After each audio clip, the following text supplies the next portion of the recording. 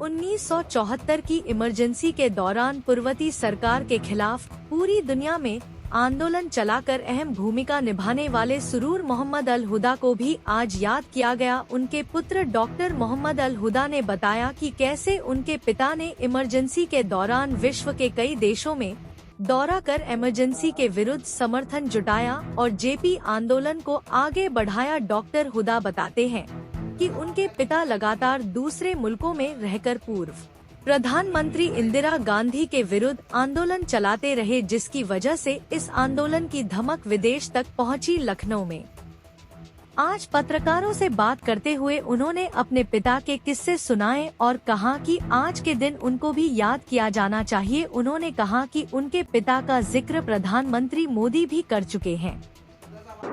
कांग्रेस तो काला दिवस नहीं मना रही है, जहाँ तक मेरी जानकारी। काला दिवस तो बीजेपी के लोग मना रहे हैं, इसको संविधान की हत्या और क्या क्या कह रहे हैं, खुद ही संविधान की हत्या करते हैं और दूसरे को ब्लेम करते हैं।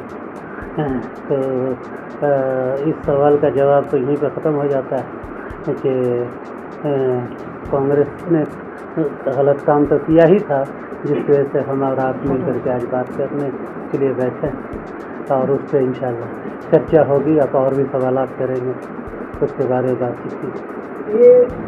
ये क्या है, आज 50 साल पूरे हो गए इमरजेंसी को लेकर के, इसका मकसद क्या है और क्या कहना चाहेंगे इसके बारे? हम ये कहना चाहेंगे या चाहते हैं कि उस वक्त हम लोग बहुत छोटे थे, हाई स्कूल वगैरह में पढ़ते थे, लेकिन मुझे याद है कि एक बड़ा शोर शराबा था उस ज़माने में, एक अजीब अफरा तफरी थी, एक अजीब बेचैनी का माहौल था। और 1975 की 25 जून की और 26 जून की रात जो है वो हम लोग को भी याद है कि अजीब हौलनाक और खौफनाक रात हुई, जब मिसेस इंदिरा गांधी उस वक्त की जो इनकम्बेंट प्राइम मिनिस्टर थी, उन्होंने ज़बरदस्ती उस वक्त के सदर मोहतरम जनाब फ़खरुद्दीन अली अहमद से सिग्नेचर करवा करके और इमरजेंसी या जिसको हम लोग हिंदी में आपातकालीन या उर्दू में क्या कहते हैं नज़र बंद कर, नहीं उर्दू में इमरजेंसी को क्या कहते हैं, आपातकाल घोषित कर दिया।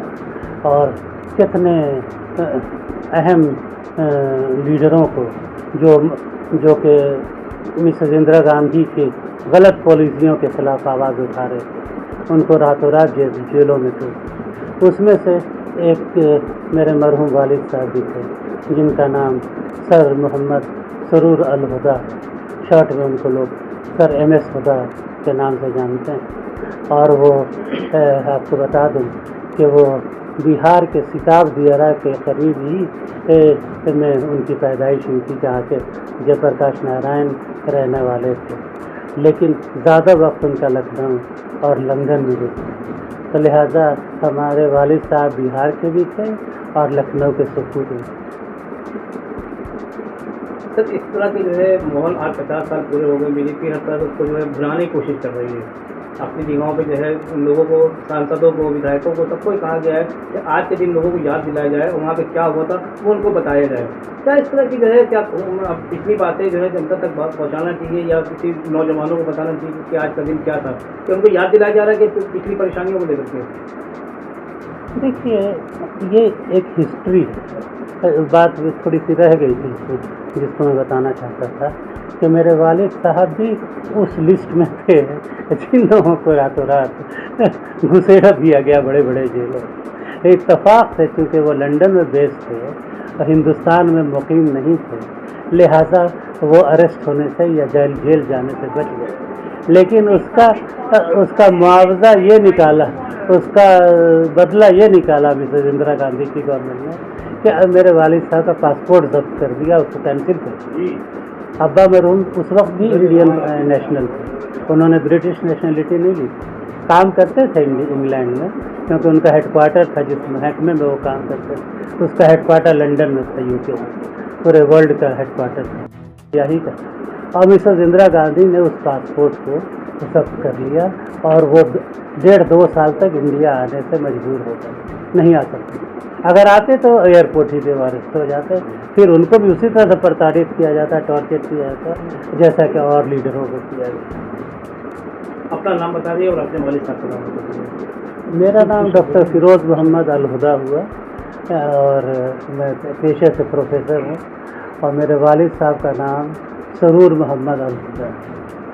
इस इमरजेंसी से ताल्लुक़ से मैं ये कहना चाहूँगा कि मेरे वालिद साहब ने इंग्लैंड में रह करके बहुत अहम रोल अदा किया। बीजेपी की सरकार को इस वक्त शुक्रगुजार होना चाहिए कि आज जिस पोजीशन पे वो लोग हैं या जिस सत्ता का वो सुख भोग रहे हैं, अगर मेरे वालिद साहब ना होते तो शायद ही ये इमरजेंसी ख़त्म ना होती या डेमोक्रेसी बहाल ना होती। लिहाजा बीजेपी गवर्नमेंट को और मिस्टर मोदी को शुक्रगुजार होना चाहिए, मेरे वालिद साहब को सैल्यूट करना चाहिए कि उनकी वजह से ये डेमोक्रेसी और प्रजातंत्र वापस बहाल हुआ।